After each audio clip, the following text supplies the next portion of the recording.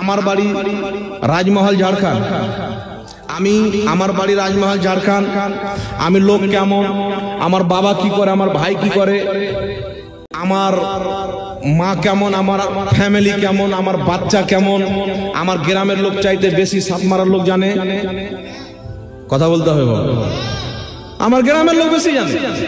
তো নবী জন্ম নিলেন মক্কায়, ইন্তিকাল করলেন মদিনায়, এই যুক্তিও মৌলবি দেয়, পোস্টমর্টম হতে হবে। নবী জন্ম নিলেন মক্কায়, ইন্তিকাল করলেন মদিনায়। মক্কা মদিনায় 12 রবিউল আউয়ালের কোনো খবর নাই, আর বাঙালির লোক বুঝে গেল।